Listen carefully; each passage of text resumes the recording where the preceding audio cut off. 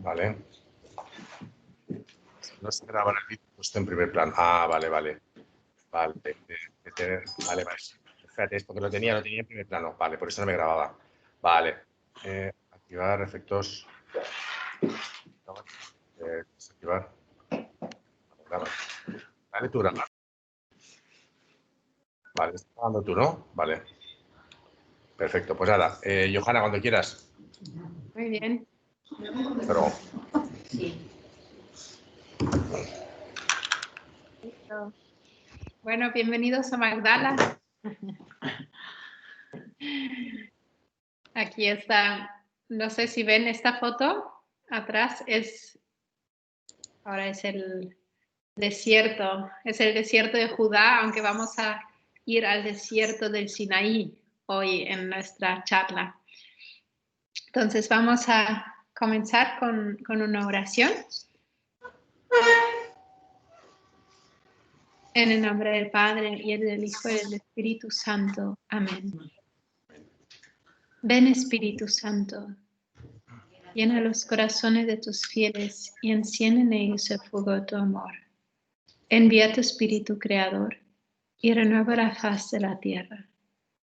Oremos, oh Dios, que has iluminado los corazones de tus hijos con la luz del Espíritu Santo.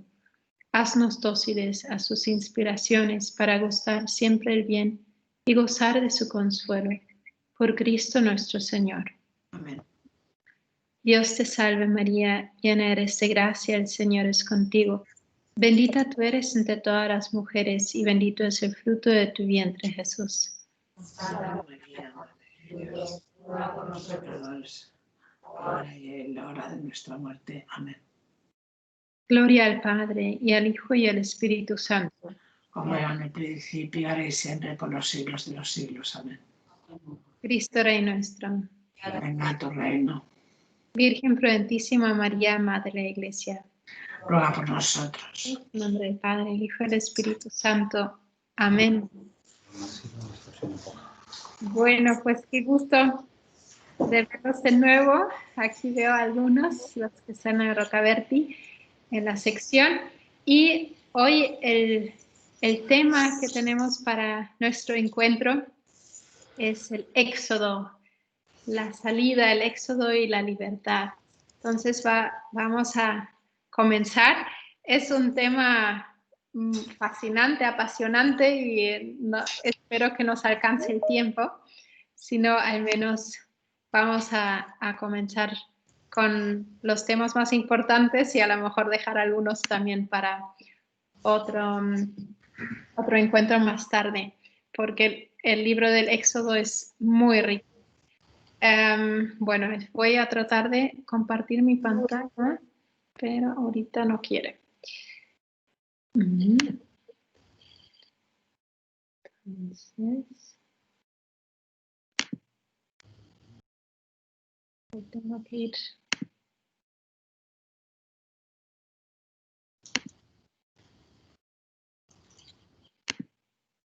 Ahora sí. Muy bien. Bueno, ¿pueden ver el PowerPoint? Sí. Muy bien. Entonces, esta vez vamos a ir a la segunda sesión, que es la Pascua y Libertad. El libro que hemos visto la vez pasada fue el Génesis. Entonces, vamos así bien en orden. Ahora sigue el segundo libro del Antiguo Testamento, que es el Éxodo. Y nos lleva, pues, saliendo de Egipto y nos lleva al desierto. Vamos a profundizar un poquito en algunas de las pues de las frases o de lo que escuchamos muchas veces en nuestra liturgia, por ejemplo, del prefacio pascual que dice, porque Cristo nuestra Pascua ha sido inmolada, alegrémonos, etcétera, etcétera, y luego sigue el prefacio, ¿no? Porque Cristo nuestra Pascua ha sido inmolado. Pues, ¿cómo es eso? ¿Cómo es Cristo nuestra Pascua? ¿Qué significa esto? Otra palabra o frase que muchas veces repetimos cada domingo, cada vez que vamos a misa, es Cordero de Dios que quitas el pecado del mundo. ¿No? Esta parte del rito de comunión. Y también vamos a profundizar en el significado de este Cordero de Dios. ¿Cómo es Cristo nuestro Cordero Pascual? Y también estas otras palabras de la consagración. Este es el cáliz de mi sangre, sangre de la alianza nueva y eterna, que será derramado por vosotros y por muchos. Entonces vamos a hablar sobre todo si llegamos a ello por el tiempo, de la alianza nueva y de la alianza antigua. Y después el sacerdote dice, haced esto en conmemoración mía, porque ese fue el mandato que hemos recibido. Y ahí también, hablando de la Pascua, hablando del Éxodo, vamos a entender un poco mejor qué es esto de esa conmemoración y qué conmemoramos ahí. Muy bien. Bueno, como la vez pasada, vamos a comenzar primero un poquito con la historia de la salvación. Y como en las siguientes sesiones vamos a hablar del Pentateuco, quería dar una pequeña visión general, simplemente para ubicar bien el libro del Éxodo y también ubicar estos 5 libros, ¿no? Los primeros 5 libros de la Biblia, los 5 libros de Moisés, o la Torá, como lo llaman los judíos, los libros de la ley. Ya hemos visto en Génesis, ahí hablamos de los inicios del mundo y los inicios también de nuestra fe en cuanto a los patriarcas, ¿no? Era de estas historias muy, muy antiguas de la humanidad, de los recuerdos de la humanidad y de los 3 primeros patriarcas. Ahora, el día de hoy, vamos a hablar del Éxodo, que es sobre todo la salida de Egipto y la alianza en el Sinaí, ¿no? Entonces, aquí los hijos de Jacob o Israel, como se cambió de nombre, estuvieron en Egipto y ahí a desarrollar un pueblo, a ser más y más, a tener mucha descendencia por 400 años. Y entonces es la salida de Egipto hacia la tierra prometida. Pero en el Éxodo solamente llegan al monte Sinaí. En el Levítico siguen en el monte Sinaí, ahí en realidad no se mueve nada. El pueblo sigue el monte Sinaí y recibe más instrucciones sobre la alianza, ¿no? En el Éxodo ya se realiza el rito de la alianza y el Levítico da más instrucciones. Dios da a Moisés sus instrucciones sobre esta alianza.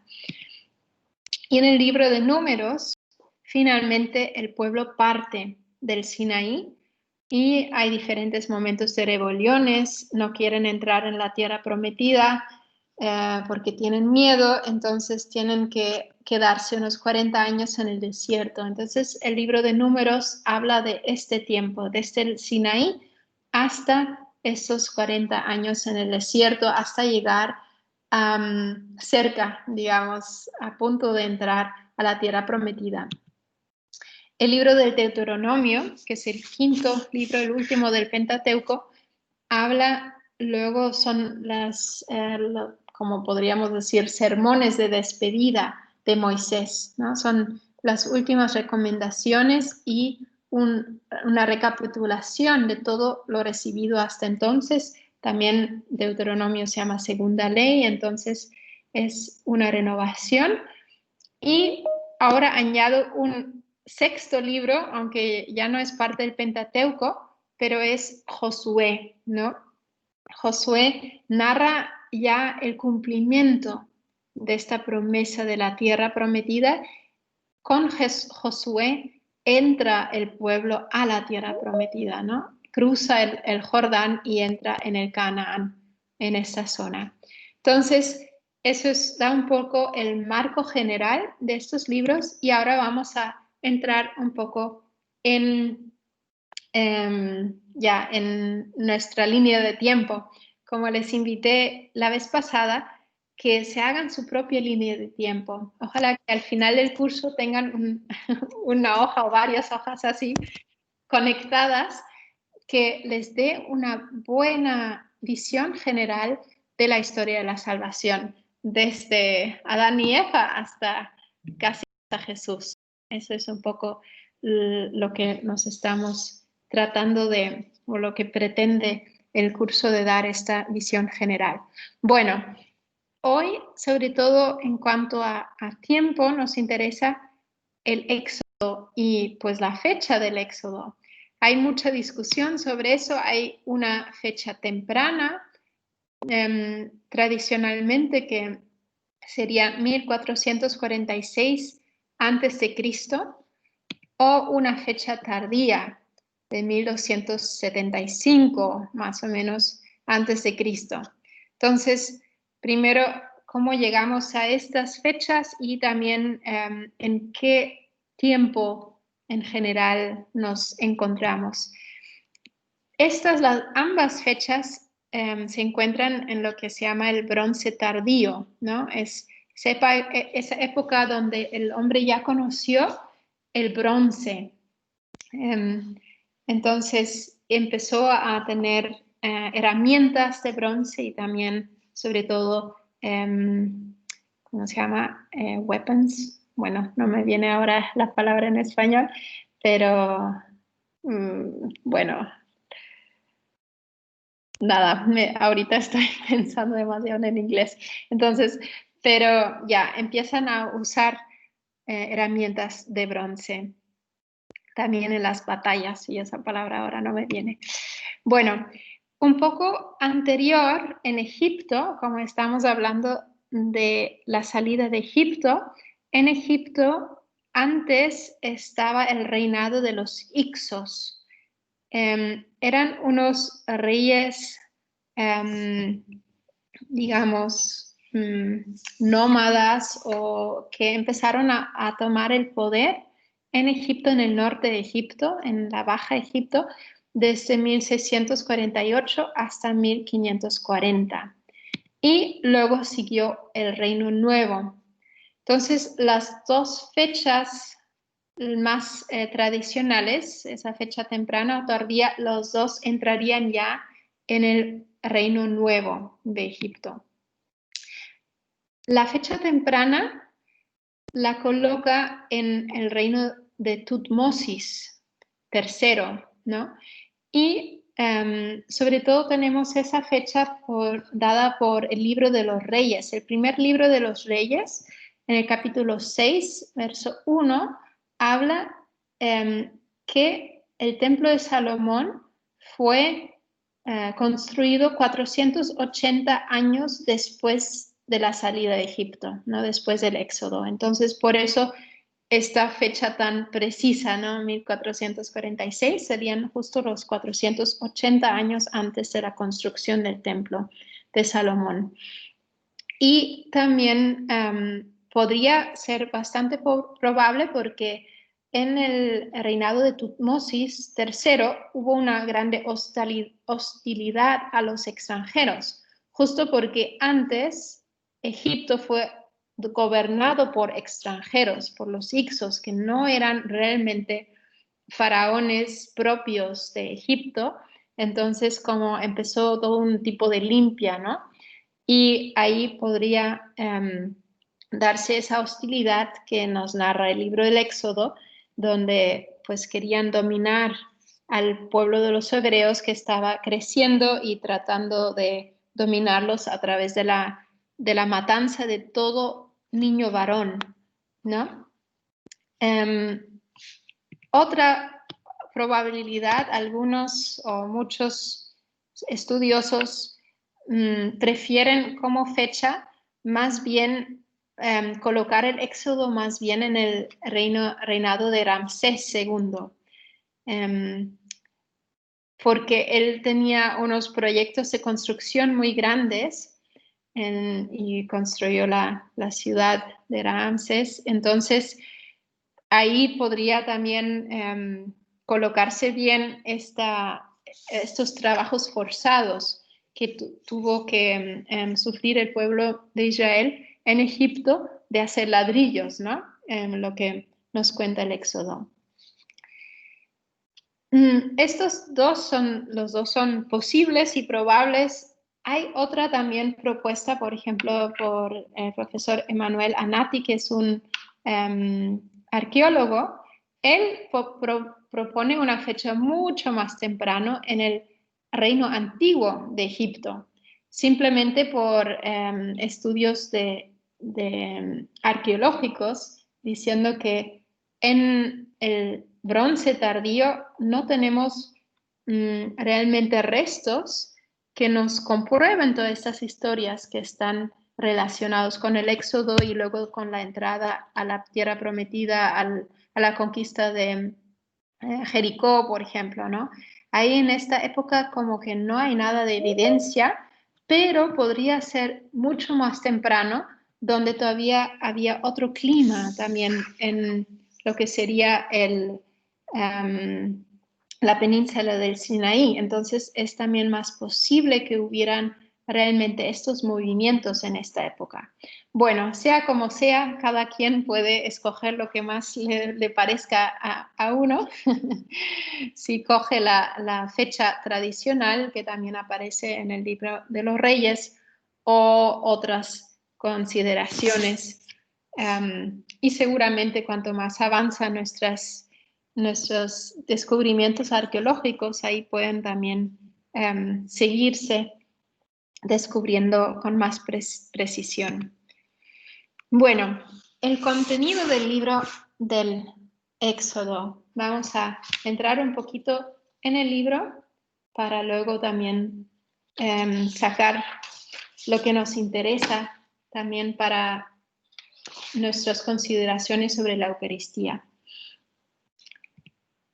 El Éxodo en los primeros capítulos habla del nacimiento y de la huida de Moisés.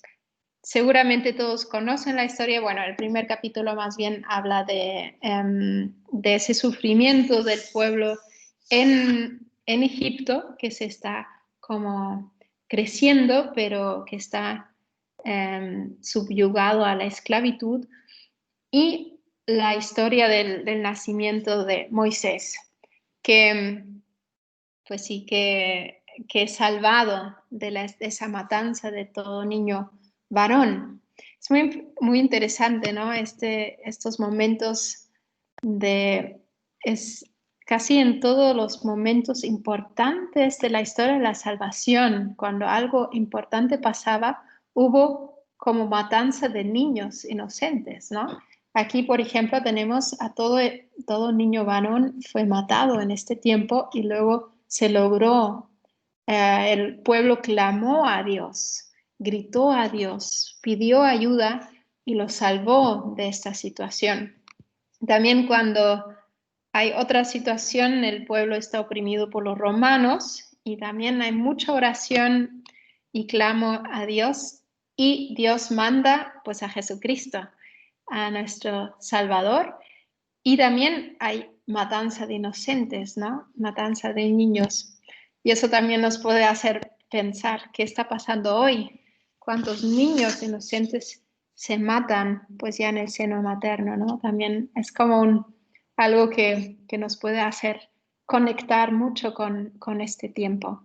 Bueno, Moisés es salvado de la muerte, y cuando ya crece, más o menos a los 40 años, él huye porque él mismo mata a un egipcio y huye a Midian. Entonces, bueno, él pues no sabemos exactamente dónde vivió, si estuvo más en esta región o más en esta, pero bueno, huye a Midian. Midian está en este lado. Aquí tenemos el Mar Rojo, ¿verdad? Con estas dos como alitas, podríamos decir. Aquí el Golfo de Suez o el y el Golfo de Acaba, y Midian está de este lado. Entonces, pues esta zona también estaba todavía bajo el dominio egipcio, entonces huyó más lejos a Midian. Y luego se encontró en Éxodo 3 con esta experiencia de la zarza ardiente, ¿no? Con Dios, con Yahvé, que él empieza a hablar con él. Esa escena es en el monte Sinaí o a los pies del monte Sinaí. Ahora la gran pregunta es ¿dónde está el monte Sinaí? Tradicionalmente en los últimos siglos lo hemos colocado aquí abajo. No sé si ven mi flechita, lo que sería el Jebel Moisés, que es como un lugar en la península del Sinaí. Pero es un poco difícil de pensar que Moisés de Midian, donde estaba con su suegro Jetro, haya apacentado su rebaño hasta ahí abajo, ¿no? Es bastante lejos para encontrarse ahí con la zarza ardiente.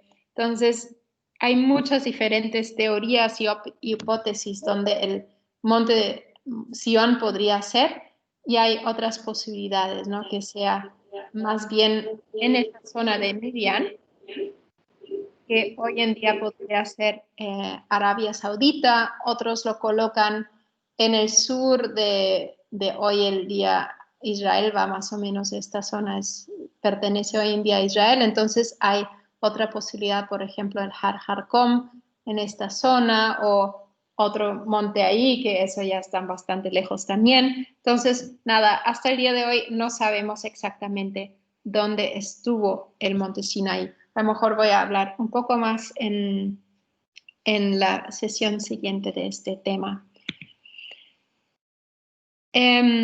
Después de esa experiencia con el Señor en la zarza ardiente, Dios lo manda de vuelta a Egipto, ¿no?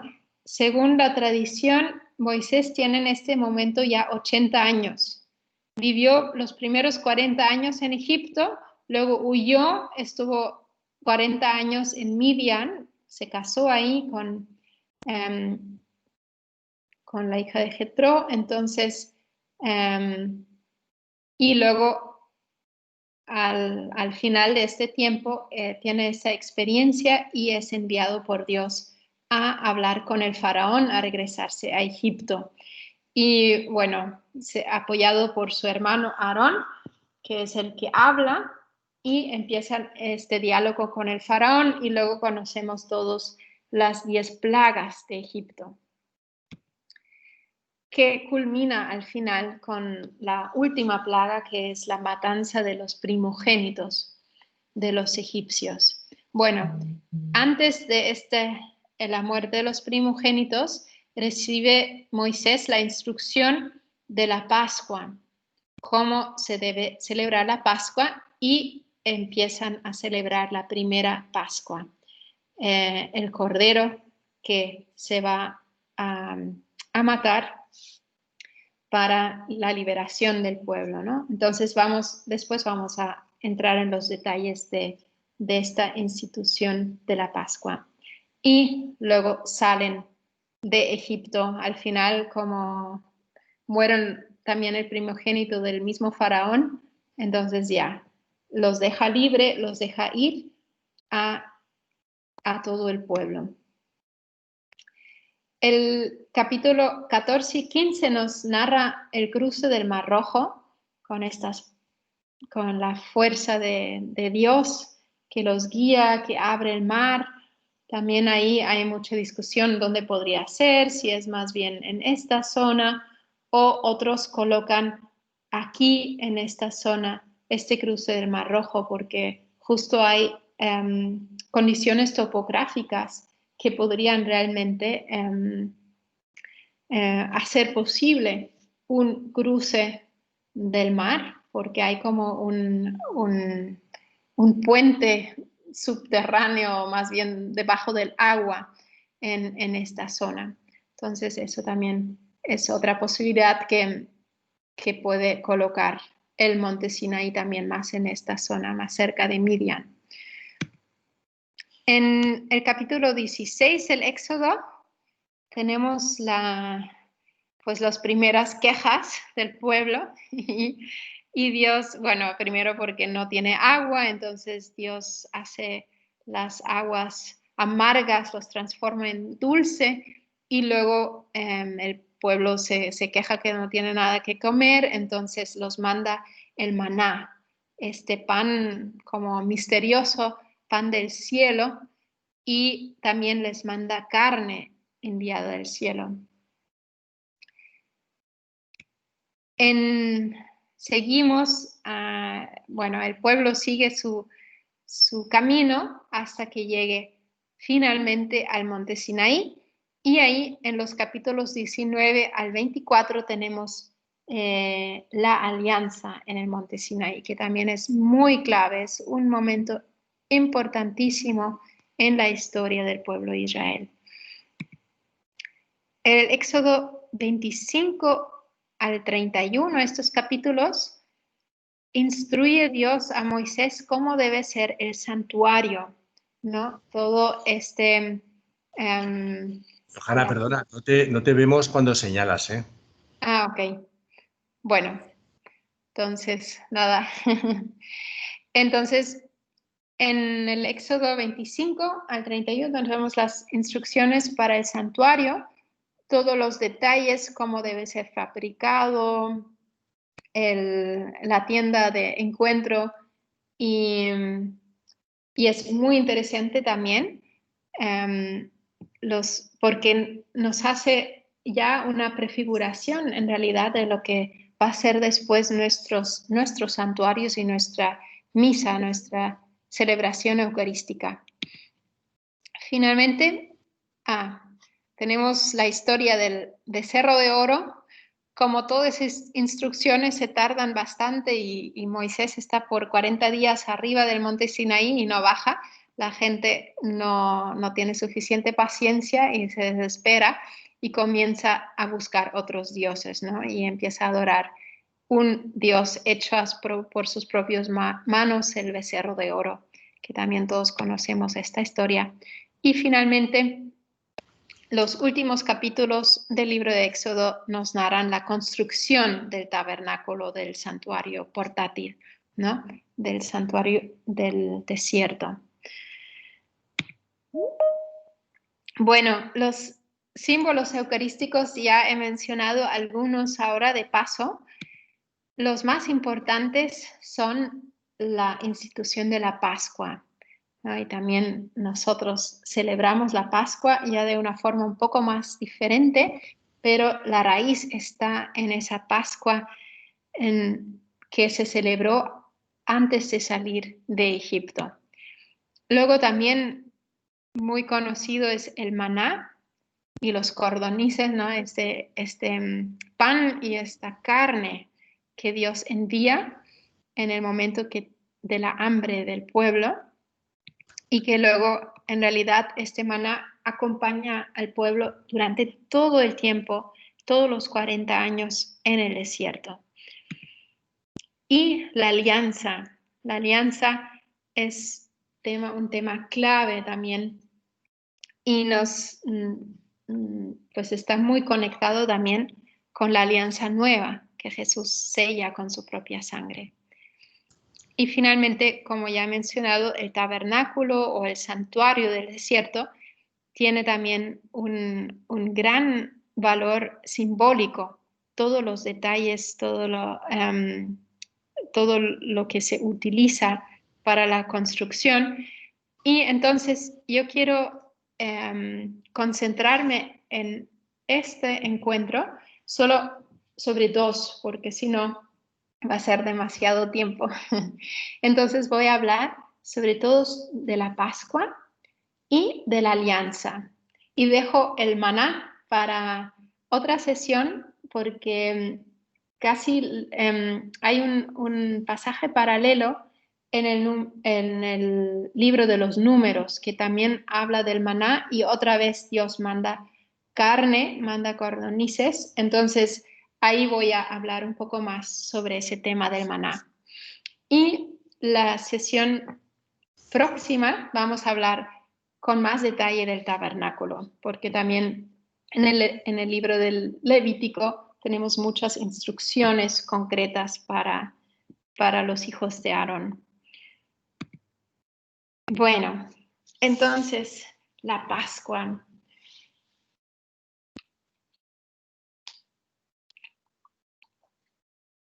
Aquí tenemos una imagen que me encantó cuando la encontré. No encontré quién es el autor, solamente vi que pues está en esta página. Reflexiones para vivir, ahí la tenían. Pero vemos aquí el Cordero Pascual delante y a Jesús, nuestro Cordero Pascual, nuestra Pascua en la cruz, crucificado. La institución de la Pascua está narrado en el libro del Éxodo, en el capítulo 12, los versos 1 al 28. Y primero habla del Cordero Pascual. Voy a leer algunos versos de ese capítulo 12 de la instrucción sobre el Cordero Pascual. Ahí en el verso 5 dice que debe ser uno por cada casa, sin defecto, macho de 1 año, lo escogeréis de entre los corderos o los cabritos. ¿No? Entonces es muy interesante que debe ser un cordero del cual debe participar toda una casa, es decir, toda una familia, y era una familia grande normalmente. Una casa no solamente era la familia papá, hijos, sino también abuelos, tíos, primos, y también los siervos incluidos, ¿no? Entonces era generalmente, pues sí, un cordero basta para toda una casa. Si una familia es pequeña, entonces se debe juntar con otra familia para participar juntos de este único cordero. En el verso 6 dice, toda la asamblea de la comunidad de los israelitas lo inmolará entre 2 luces, es decir, en la noche, ¿no? Debe inmolarlo. Y en el verso 7 dice, tomarán la sangre y untarán las 2 jambas y el dintel de la casa. Y luego en el verso 13 explica un poco por qué deben untar con esta sangre el dintel y las jambas de las casas. Dice, la sangre será vuestra señal. Cuando yo vea la sangre, pasaré de largo ante vosotros, y no habrá entre vosotros plaga exterminadora, cuando yo hiera el país de Egipto. Es muy significativo esta imagen de la sangre del cordero que nos marca, ¿no? En el fondo, nosotros creemos cuando Cristo en la cruz derrama su sangre y se abre su corazón y sale de él agua y sangre, ahí salen todos es el símbolo para toda la gracia, tanto del bautismo como de todos los sacramentos, especialmente también de la Eucaristía, ¿no? La sangre de la Eucaristía y el agua del bautismo. Y en el bautismo justo pasa espiritualmente lo que ahí hicieron los israelitas, como que también se toca con la sangre, pero la entrada de nuestra casa, de nuestro corazón, se marca con esta sangre de Cristo y con eso somos lavados por un lado y somos también protegidos de la muerte, según de la muerte eterna, de la muerte del pecado. Es algo tuve una oportunidad muy especial, un año, de participar en la Pascua Samaritana.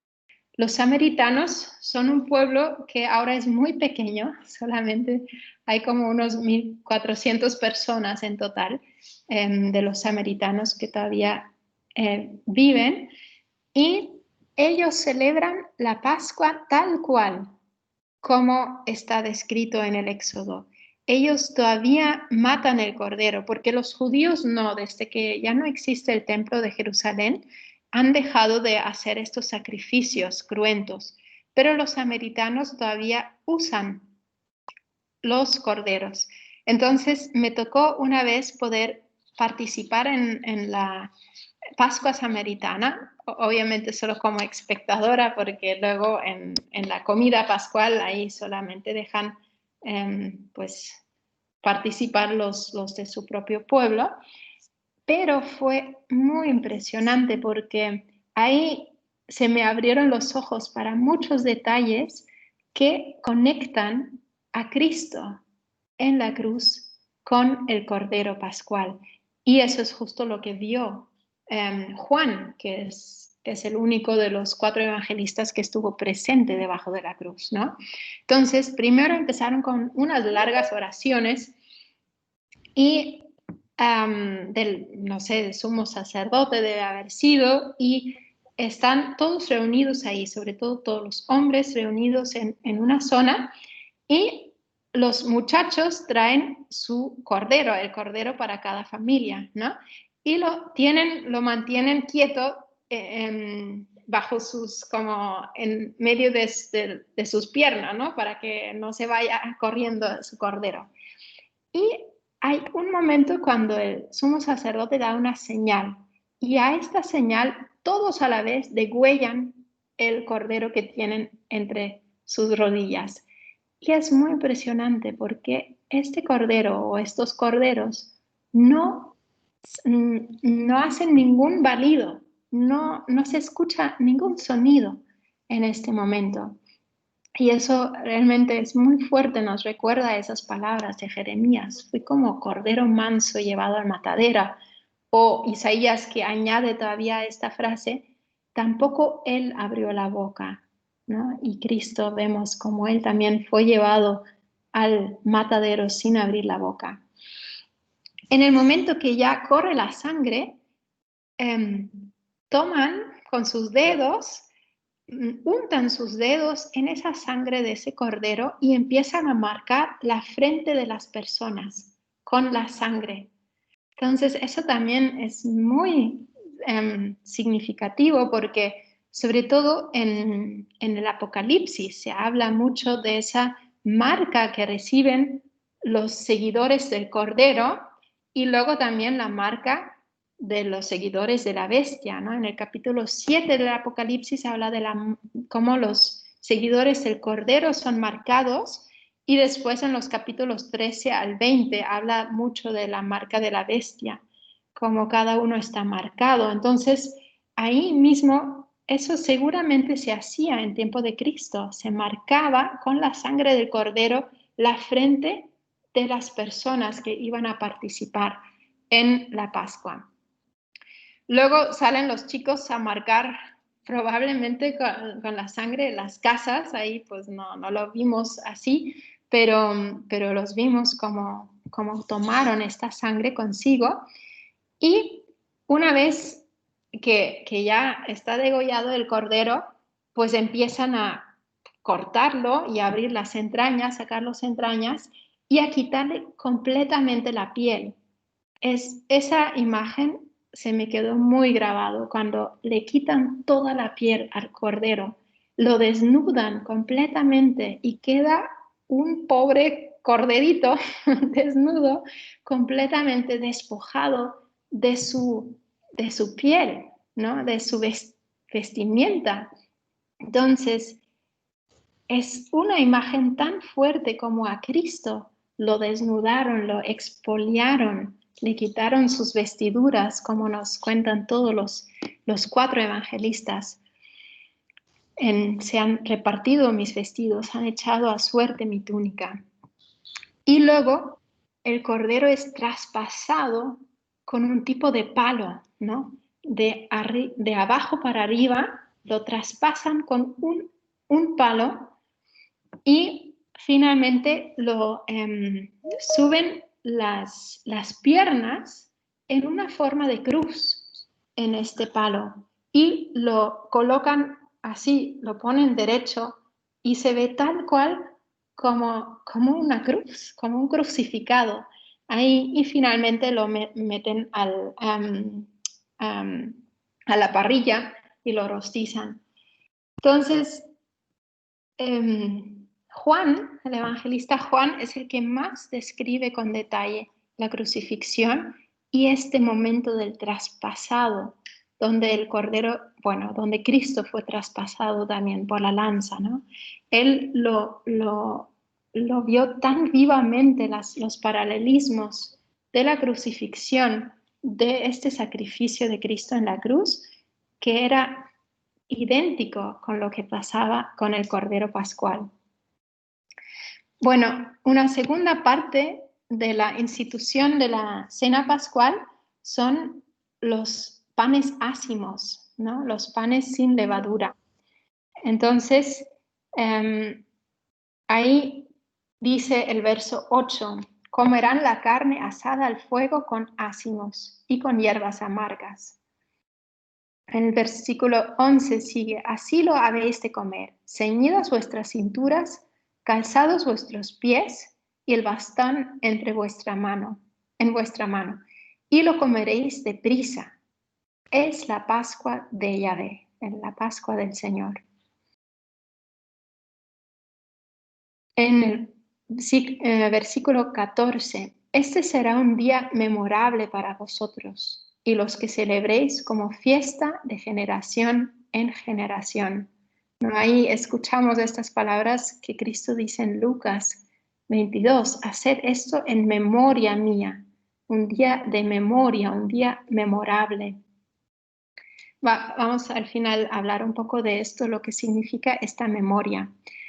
Y en el versículo 15 sigue el éxodo estamos siempre todavía en este capítulo 12, ¿no? Durante 7 días comeréis ácimos. Ya desde el primer día quitaréis de vuestra casa la levadura. Todo el que desde el día primero hasta el día séptimo coma pan fermentado, ese tal será exterminado del medio de Israel. Entonces no se puede tener nada fermentado en este tiempo. Bueno, hoy en día los judíos siguen celebrando la Pascua, la cena pascual, de una forma un poco cambiada, no de esa forma cruenta como lo siguen haciendo los samaritanos, pero probablemente como ellos lo celebraron, es también muy parecido como se celebró en tiempo de Jesús, solo ahí se combinaban estas dos formas, ¿no? Entonces voy a hablar un poquito también de la cena pascual judía, del Pesaj, como se dice en hebreo, ¿no? Aquí tenemos una mesa preparada para la cena con todos los detalles. En la cena pascual judía hay muchísimos detalles y obviamente no puedo hablar de todos porque la cena dura mínimo 3 horas y se toma mucho vino. Entonces se toman 4 copas rebosantes de vino, ¿no? Entonces, y eso sin casi comer al inicio nada. Entonces se pueden imaginar la alegría que eso da. Menos mal que los judíos están bastante acostumbrados a tomar vino porque lo tienen al menos cada Shabbat, ¿no? Toman al menos una copa. Pero estas 4 copas, cada una tiene un significado especial. Se relaciona con alguna frase del Éxodo. Entonces, la primera copa se refiere a Éxodo 6:6, donde dice, os libertaré de la esclavitud, ¿no? Yo soy Yahvé, yo os libertaré de su esclavitud, ¿no? Esa copa recuerda ese momento que Dios nos va a librar de la esclavitud de Egipto. O nosotros, obviamente, pensamos en la esclavitud del pecado en esta primera copa. La segunda copa que se toma después es sobre Éxodo 6:6. os salvaré con brazo extendido y castigos grandes. Y lo interesante también es cuando uno vive la Pascua judía, son muy interesantes las oraciones que se dicen. Antes de tomar cada una de las copas, se dice una bendición que va así. Bendito eres tú, Señor, nuestro Dios, Rey del universo, Creador del fruto de la vid. ¿A qué les recuerda esta oración? Es casi idéntica de la que dice el sacerdote en la misa a presentar el vino. Y así también es casi lo mismo cuando se dice la bendición del pan también. Bueno, después de tomar esta segunda copa, o más bien cuando ya se tiene llenado la copa, se empieza la Haggadah, que es la narración del Éxodo, y empieza la lectura de toda esta parte del Éxodo, de todas las plagas, y se toman gotas del vino en el plato, entonces parece como sangre realmente porque es vino tinto, y se empieza a acordar. Luego hay un momento de ceremonia de lavado de las manos, así como también, ¿no? Siempre piensan en nuestra misa como el sacerdote se lava las manos antes de comenzar la parte más importante, y llega la fracción del pan o la bendición del matzah, que es el pan ácimo, y se dice esa bendición: bendito eres tú, Señor, nuestro Dios, Rey del universo, Creador del fruto de la tierra. Y pues ahí Jesús añadió algo, ¿verdad? Añadió: este es el pan, ese es mi cuerpo en este momento. Ahora empieza la cena principal. Ya se puede comer no solo el pan y algunas cosas amargas que se comía antes, sino ya empieza toda una cena real. Y finalmente, después de la cena, llega la tercera copa. Y es la copa que recuerda el Éxodo 6:7, os haré mi pueblo y seré vuestro Dios. Johanna, no estás compartiendo pantalla, ¿eh? ¿No? Ups. A ver. ¿Desde tiempo o solo ahora? No, llevas un buen rato sin compartir. Tendrás que volver a empezar. Por favor, avísenme. Entonces intentaré otra vez. Bueno, la parte del vino, ¿eh? Ahora sí, perfecto. ¿Ahora sí? Ahora sí. Muy bien, entonces estamos aquí la primera copa, la segunda copa, lavado las manos, bendición del matzah, la cena, y ahora entramos en la tercera copa, que esa copa sería la copa que Jesús habría transformado en su sangre, ¿no? Entonces tenemos antes en la bendición del matzah, sería el momento, es decir, del pan, cuando Él lo transforma en su cuerpo, y ahora en la tercera copa sería el momento que lo transformó en su sangre. Y es muy significativo porque cuando Jesús ahí bendice esta copa, dice: esta es la copa en mi sangre, sangre de la alianza nueva y eterna, ¿no? Entonces es la copa de la sangre de la alianza nueva. Y esa copa en el judaísmo hasta el día de hoy se conecta con os haré mi pueblo y yo seré, vosotros seréis mi pueblo y yo seré vuestro Dios, ¿no? Es justo ese momento de la alianza. Es la copa que recuerda a la alianza que Jesús transformó en la alianza nueva. Ahora, ¿siguen ¿sí pueden ver mi pantalla? Perfecto. Bueno, después se entona el gran Halel, que es el aleluya, aleluya, los salmos, varios salmos, que son salmos de mucho aleluya, ¿no? De mucho agradecimiento a Dios, de bendición de Dios. Y finalmente llega la cuarta copa, que es Éxodo 6:8, os introduciré a la tierra. Lo interesante es que según lo que vemos, si seguimos un poco los evangelios, parece que Jesús dejó la cena pascual a mitad, porque cantando los salmos salieron de allí hacia el Monte de los Olivos, hacia Getsemaní. Entonces, no terminó la cena pascual en este lugar de la última cena, sino siguió la celebración con su propia entrega. La cuarta copa no la toma nunca, sino hasta la crucifixión. En la cruz es donde dice, tengo sed, para que se cumpliera la escritura, y le dan vinagre, es decir, le dan un vino malo, un vino agrio, y esa la toma, y al final dice lo que también se dice al final de la cena pascual: todo está consumado. Al final de la cena pascual se dice: todo está consumado según los preceptos y costumbres del Seder de Pesaj. Entonces es muy impresionante porque Cristo comienza la cena así como fue ordinariamente celebrado cada año, pero la transforma, la cambia.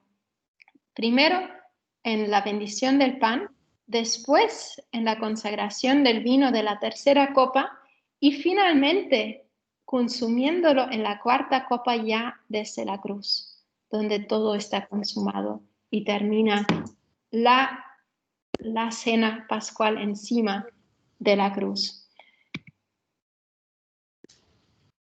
Entonces, en los últimos 10 minutos voy a hablar sobre la alianza en el Sinaí, que es otro gran signo, otro gran símbolo para que nos conecta con nuestra misa. Ya hemos hablado como Cristo dice estas palabras: este es el cáliz de mi sangre, sangre de la alianza nueva y eterna, que será derramado por vosotros y por muchos. Esas son parte de las palabras de la consagración nuestra. Entonces, si hay una nueva alianza, pues hay una antigua alianza. De hecho, hubo varias alianzas en el Antiguo Testamento, pero la alianza por antonomasia es la alianza en el Sinaí.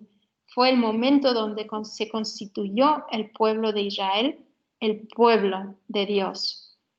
Y como pueblo en sí, antes eran familias, era pues un clan, pero ahí se forma como un pueblo nuevo. La alianza, vamos a hablar un poquito también de la alianza que hizo antes Dios con Abraham. También ya en el Génesis hay varias alianzas, también con la humanidad en sí, con Noé, por ejemplo, pero especialmente la alianza con Abraham, que se narra en el Génesis capítulo 15, el 8 a 18, es muy significativa y también nos introduce en esa mentalidad de los pueblos en Medio Oriente, en la antigüedad, cómo se hacían estas alianzas. Entonces vamos a hablar, voy a leer algunas partes porque creo que nos dan mucha luz también. Y pues escúchanlo siempre desde esta perspectiva, desde nuestra misa, de esas palabras que son tan familiares con nosotras, a ver lo que nos puede enseñar también esta alianza con Abraham.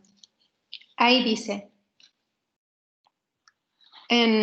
después de prometer la tierra a Abraham, Dios dice, Abraham dice a Dios: mi Señor, ¿en qué conoceré que ha de ser mía esa tierra, no? Y dice: tráeme una novilla de 3 años, una cabra de 3 años, un carnero de 3 años, una tórtola y un pichón. Tomó él todas esas cosas y partiéndolas por medio, puso cada mitad enfrente de la otra, ¿no? Eso también es un detalle importante. Se mataban estos animales y se partieron a la mitad. El significado era, en estas alianzas que normalmente se hacían entre 2 personas o entre 2 pueblos o entre 2 familias, según se hacían estos pactos, ¿no? Pactos de confianza y de protección mutua, se mataban estos animales y se partían a la mitad para decir, si alguien de nosotros va a romper esa alianza, que nos pase lo mismo que estos animales, que sea partido a la mitad, ¿no? Que se mate. Entonces, es una cosa seria, no es un juego de niños, es una cosa seria, una alianza, es sellada con sangre.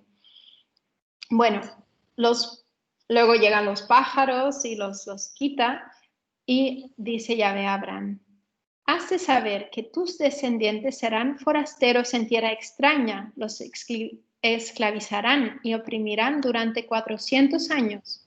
Pero yo, a mi vez, juzgaré a la nación a quien sirvan, y luego saldrán con gran hacienda. Tú, en tanto, vendrás en paz con tus padres, serás sepultado en una buena anciandad. Y a la cuarta generación volverán ellos acá. Entonces es muy impresionante cómo esta alianza primera que Dios hizo con Abraham ya está hablando de la futura alianza en el Sinaí después de sacarlos desde Egipto, ¿no? Y en el versos 17 dice, y puesto ya el sol, surgió en medio de densas tinieblas un horno humeante y una antorcha de fuego que pasó por entre aquellos animales partidos. Aquel día firmó Yahvé una alianza con Abraham, diciendo, a tu descendencia he dado esta tierra, desde el río de Egipto hasta el río grande, el río Éufrates. Entonces ya aquí tenemos ya un poco de gusto, cómo eran esas alianzas. Y llegamos ahora a la alianza del Sinaí, que está descrito en el Éxodo en los capítulos 19 hasta el capítulo 24. Entonces también voy a sacar algunos versículos por no leer todos estos capítulos, es un poco largo, pero sacar algunos detalles. Hay 19 del 3 al 6. Moisés subió hacia Dios al monte, ¿no? Al monte Sinaí. Yahvé le llamó desde el monte y le dijo, así dirás a la casa de Jacob y esto anunciarás a los hijos de Israel. Ya habéis visto lo que he hecho con los egipcios y cómo a vosotros os he llevado sobre las alas de águila y os he traído a mí. Ahora pues, si de veras escucháis mi voz y guardáis mi alianza, vosotros seréis mi propiedad personal entre todos los pueblos, porque mía es toda la tierra. Seréis para mí un reino de sacerdotes y una nación santa. ¿No? Eso también se nos hace familiar, ¿verdad? Ese reino de sacerdotes. Nosotros los cristianos también somos un reino, una nación consagrada, una nación santa por el bautismo. Y tenemos todo un sacerdocio común. Y bueno, luego siguen muchos detalles. Pide Dios a Moisés que el pueblo se debe santificar, lavar sus vestidos por 2 días y no tocar mujer en este tiempo, no tener relaciones conyugales.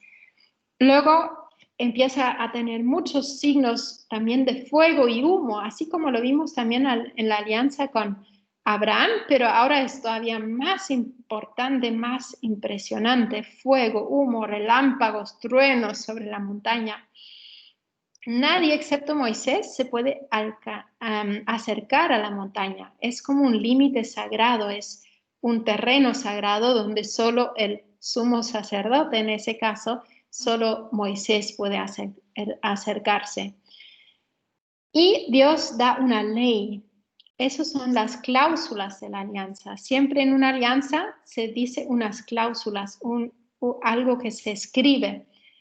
Y en ese caso son sobre todo los 10 mandamientos, ¿no? Que están en Éxodo 20 del 1 al 17, los 10 mandamientos. Y es muy interesante porque esos siguen siendo los mandamientos y las cláusulas de la nueva alianza también.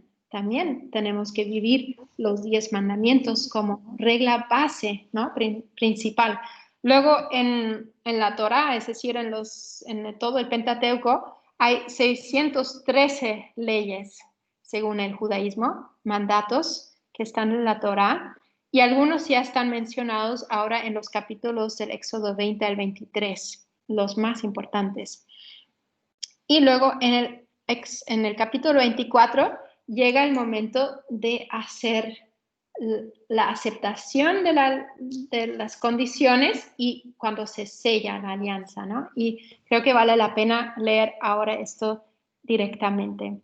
Entonces, Éxodo 24 del 3 al 8. Vino pues Moisés y refirió al pueblo todas las palabras de Dios y todas sus normas. Y todo el pueblo respondió a una voz: cumpliremos todas las palabras que ha dicho Yahvé. Eso solamente aquí otro paralelismo con nuestra misa.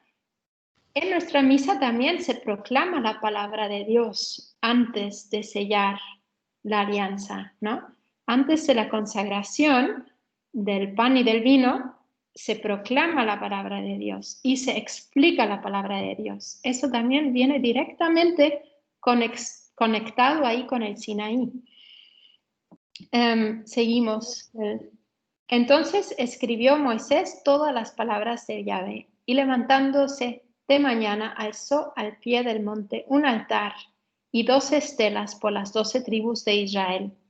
Luego mandó a algunos jóvenes de los israelitas para que ofreciesen holocaustos e inmolaran novillos como sacrificio de comunión para Yahvé. Tomó Moisés la mitad de la sangre y la echó en vasijas, y la otra mitad la derramó sobre el altar. Aquí se ve el altar, en este momento es el símbolo visible de Dios invisible, ¿no? Porque la alianza siempre se concreta entre dos partidos o dos personas. Y aquí Dios es representado por el altar y el pueblo a través de estas 12 estelas, ¿no? Que significan cada uno de las tribus. Tomó después el libro de la alianza y lo leyó ante el pueblo, que respondió: obedeceremos y haremos todo cuanto ha dicho Yahvé. Entonces tomó Moisés la sangre que estaba en estas otras vasijas y roció con ella al pueblo y dijo: esta es la sangre de la alianza que Yahvé ha hecho con vosotros, según todas estas palabras. ¿No? Qué fuerte cómo resuenan. Esta es la sangre de la alianza, o como Jesús dice, esta es la sangre de la nueva alianza, que será derramado por vosotros. Bueno, aquí tenemos muchos significados, ¿no? Solo menciono algunos. Aquí tenemos un pacto de amistad, de cuidado mutuo, de pertenencia mutua. Tenemos estas cláusulas o condiciones que son estas leyes, ¿no? Y sobre todo estos 10 mandamientos. Y como habíamos dicho, ¿no? Cuando se parten estos animales, si no cumplimos la ley, debería pasarnos lo mismo que a estos animales, ser partido a la mitad, ¿no? Es decir, la infracción de las leyes de la alianza, de los 10 mandamientos, tiene como consecuencia la muerte. Muchas veces en las alianzas pues se mezclaba la sangre de las dos partes, ¿no? Había veces que, por ejemplo, se tomaba gota de sangre si era entre dos personas y se mezclaba la sangre. Uno tomaba de la sangre del otro mutuamente. Y muchas veces eso solo se hacía de forma simbólica, como lo vemos aquí en el Sinaí, que se matan estos animales y se derrama esa sangre sobre el altar y sobre el pueblo, se rocía sobre el pueblo. Y nosotros, ¿qué forma más intensa tenemos también? Esa participación en la sangre. En esta antigua alianza, Dios no quiso que se vertiera sangre humana, solamente sangre de animales. Pero en la sangre nueva, de la nueva alianza, es Cristo mismo que da su propia sangre y nos la da a tomar. La tomamos nosotros, sobre todo en el sacerdote, pero también el pueblo, nosotros la tomamos algunas veces, ¿no? Recibimos esta sangre directamente y corre en nuestras venas. Y muchas veces estaba sellada con sacrificios para también llamar a una divinidad como garante de ese pacto, ¿no? Y aquí pues es Dios mismo el garante y hacen los sacrificios a Él mismo, y en la nueva alianza es Cristo, es Dios mismo el sacrificio. No solamente es el garante, sino Él garantiza con su propio sacrificio, con Él mismo.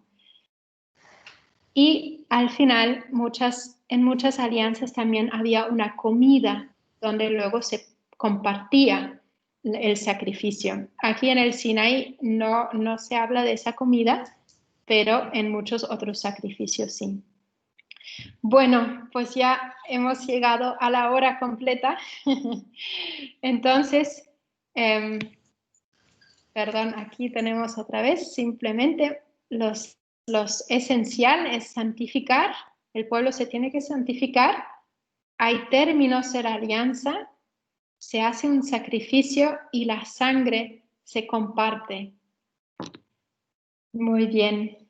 Bueno, pues espero, ahora podemos pasar a preguntas, si alguno tiene preguntas, y dejo de compartir la pantalla.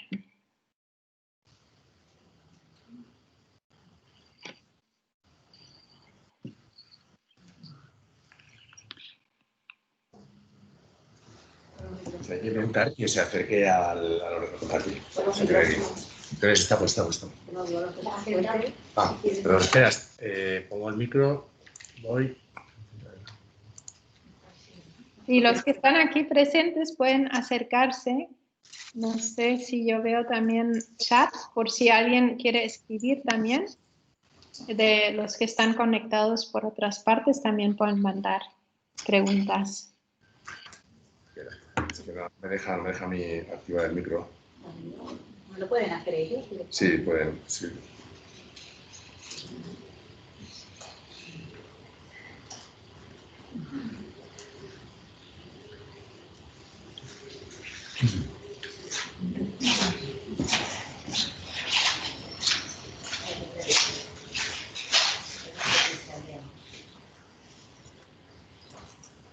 Pues no hay preguntas. Una sugerencia. Después de toda la explicación y los versículos que nos has ido indicando, a mí, claro, me gusta luego leérmelo en casa con calma y las dudas me surgen luego, no ahora, ¿sabes? Cuando luego coges el Éxodo y te lo vas mirando y leyendo. Entonces, no sé, a lo mejor podríamos prever alguna sesión de dudas o no sé cómo lo ves. O te las enviamos, ¿no? Sí, yo creo que si me envían, creo que tienen mi mail, o si no, te lo paso. Vale, muy bien. Me pueden enviar y podemos a lo mejor al inicio de la siguiente sesión también contestar las dudas que surgen de las sesiones anteriores, y así también los que lo escuchan en diferido también pueden, a lo mejor voy a poner aquí en el chat mi email, entonces también aquí pueden escribir. Gracias, Johanna.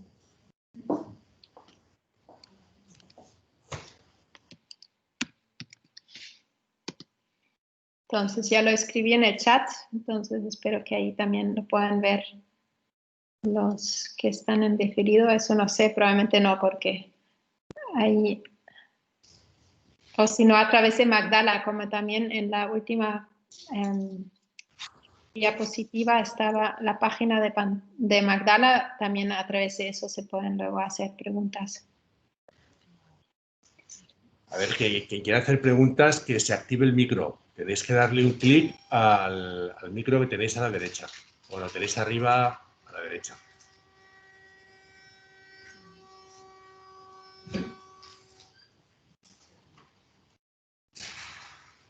Muy bien.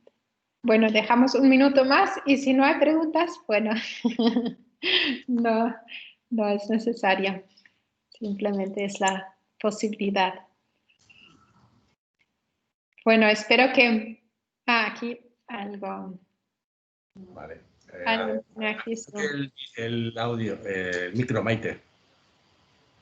Arriba de todo, un poco hacia la derecha, tienes ahí el micro, le tienes que dar un clic. Perfecto. Vale, ¿ahora me oís? Sí. Sí. Ah, vale, vale. Es que como no funcionaba, casi no oía antes, digo, no sé si me oyen.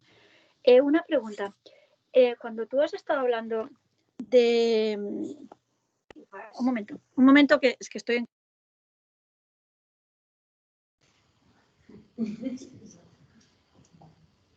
Que estoy en casa y parece la Rambla esto. Pero bueno, pero a ver, la pregunta que yo tenía es que cuando estás hablando de la figura de Moisés ahí que estaba dentro del, bueno, que es el único que podía estar en el monte Sinaí, ¿no? Recibiendo los mandamientos, ¿no? Como un sumo sacerdote, ¿no? Entonces, esto lo has dicho, ¿no? Entonces yo quería preguntarte esto, es decir, ¿qué relación tiene esto pues con el cristianismo, ¿no? Con la figura del sacerdote cristiano o del papa, ¿no? ¿Qué relación? O es que no existe ninguna relación y eso me lo estoy imaginando, ¿no? Sencillamente quería saber si también había esa idea, esa relación entre la figura del sumo sacerdote que estaba en Moisés, ahí que sería como el primer, ¿no? Sumo sacerdote que había, ¿no? Que recibiendo la palabra de Dios, y pues los guardianes, ¿no? O la figura de la iglesia, ¿no? Nuestra iglesia, que es la transmisora de la fe, ¿no? A través del sacerdote, ¿no? Que al fin y al cabo Jesús instituyó el sacerdocio también en la última cena, ¿no? Exactamente. Sí, de hecho vamos a tener también una sesión que va a hablar más del sacerdocio, de la nueva alianza y de la antigua alianza, justo para hacer un poco comparaciones entre las dos. Pero es interesante, en la Iglesia Católica algunos detalles no se viven igual que en algunas otras iglesias orientales. Los ritos orientales son también parte de la Iglesia Católica. En las iglesias orientales, por ejemplo, la griego ortodoxa o griego católica, hay todavía mucho más este sentido del espacio sagrado, ¿no?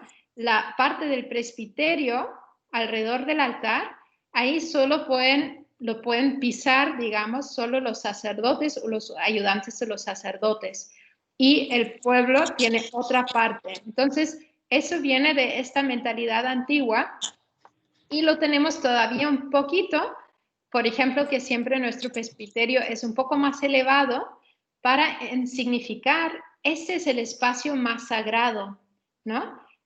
Ahí no deben jugar niños, estar perros, yo qué sé, ¿no? Es como un lugar que también nosotros lo sentimos muy sagrado y cuando nuestro niño se escapa y corre ahí es como, ¡ah! ¿Cómo lo coges otra vez? Digo, no pasa nada, no se muere, ¿verdad? Pero es esa idea que es un lugar muy especial y muy sagrado y hay que hacer una distinción entre lo que es profano, lo que es fuera de la iglesia y cuando entro en la iglesia me comporto de una forma especial, me visto de una forma digna y respeto un silencio y todo esto es como muy importante ya en el Antiguo Testamento, estos espacios sagrados, la distancia, quién se puede acercar, hasta qué punto y quién no, ¿no? En el cristianismo, en el fondo, todos tenemos también el sacerdocio común a través del bautismo, entonces tenemos un poco más de libertad de acercarnos también, ¿no? Todo bautizado podemos también participar en la lectura, por ejemplo, al menos de las lecturas primera y segunda, mientras luego es reservado al sacerdote la lectura del Evangelio, ¿no? Muchos de esos elementos tenemos todavía que vienen de esa distinción entre lo profano y lo sagrado. No sé si respondió la pregunta. Sí, y otra pregunta. Sí, cuando estabas hablando, que ha sido muy interesante la charla, sobre el altar, ¿no? a mí me llamó mucho la atención el altar, ¿no? Lo que significaba el altar para la Pascua, ¿no? Bueno, cuando estabas explicando este tema, ¿no? Entonces, claro, y la alianza, ¿no? Y la alianza, pues que se realizaba en ese altar, ¿no? Que has dicho que ese altar representaba a Dios, ¿no? Como la otra parte de la alianza, has dicho, ¿no? ¿Verdad? Exacto. Entonces, claro, esto a mí, si yo lo traslado pues a la misa que nosotros podemos ir, ¿no? El altar también donde se hace presente es Dios, es como la esencia, ¿no? de esa misa, donde se produce realmente la consagración del Señor, ¿no? Es el lugar donde Dios se hace presente, ¿no? Vendría a ser lo mismo, ¿no? En el paralelismo que se da en un caso que en otro, ¿no? Lo digo porque desde la celebración de la Pascua judía hasta nuestra misa, ¿no? Pues cada domingo es una Pascua, ¿no? Cada misa es una Pascua, es decir, cada misa es una Pascua, ¿no? Exactamente. Y eso, justo por eso también el sacerdote besa el altar. Si se fijan, Claro. pues no besa una piedra, sino besa a Dios, que es representado en este altar. Y por eso hace esa reverencia. Y nosotros cuando pasamos por el altar, cuando cruzamos la iglesia, siempre hacemos una inclinación. Si ahí está el Santísimo, también una genuflexión. Pero cuando el Santísimo está en otra parte, al menos cuando pasamos por el altar, hacemos una reverencia porque representa, es un símbolo de Dios y tiene este respeto que le damos también al altar. Y en la crucifixión, al final, la cruz misma es ahí el altar, ¿no? Entonces ahí... Sí. Vale, muchas gracias. Me ha gustado mucho. Y gracias que al final me di cuenta que dejé un poco fuera un punto que quería hacer al final, esa conmemoración, hacer eso en memoria mía. En realidad celebramos en cada misa el misterio pascual, es decir, desde el Jueves Santo, desde la última cena hasta la resurrección, que en el fondo son 3 días, es el triduo, que es justo la cena y el sacrificio, luego el gran Shabbat, el gran descanso donde Cristo está en la tumba, y la resurrección, la salida de la muerte a la nueva vida, etcétera, ¿no? La salida del éxodo de Egipto, de la esclavitud, etcétera. Entonces, todo eso se condensa en nuestro triduo pascual y en ese triduo pascual celebramos a la vez el éxodo desde Egipto. Entonces, es impresionante cómo es una línea desde Egipto hasta nuestra misa, es una sola memoria y un recuerdo que se repite, pero se actualiza. Cuando los judíos celebran la Pascua cada año, recuerdan y viven su éxodo, salen de Egipto, viven las plagas, ¿no? Y comen hierbas amargas y unten el pan en lágrimas, ¿no? En agua salada, etcétera, para vivirlo. Entonces nosotros, al vivir la misa, la vivimos, se realiza, se actualiza. No es solamente un recuerdo, como a lo mejor lo viven en algunas iglesias protestantes como un recuerdo. No, es una memoria que actualiza y se vive ahora lo que se está celebrando. Desde el Éxodo hasta todo el triduo pascual, hasta nuestra misa, todo está condensado en cada misa.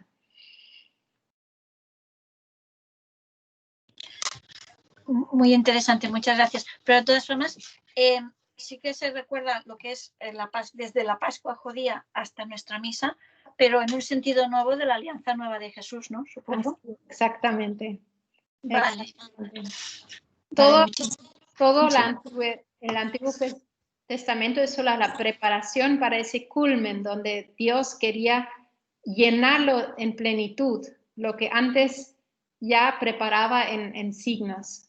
Y en la misa en Cristo se realiza todo en plenitud, de una forma nueva.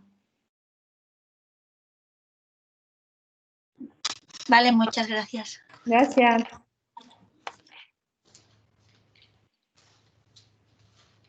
Muy bien. Bueno, no sé si hay alguna otra pregunta. Y si no, pues hacemos una oración de acción de gracias. En el nombre del Padre, y del Hijo, y del Espíritu Santo. Amén. Te damos gracias, Señor, por todos tus beneficios, a ti que vives y reinas por los siglos de los siglos. Cristo, Rey nuestro. Virgen prudentísima María, Madre de la Iglesia. En nombre del Padre, y del Hijo, y del Espíritu Santo. Amén.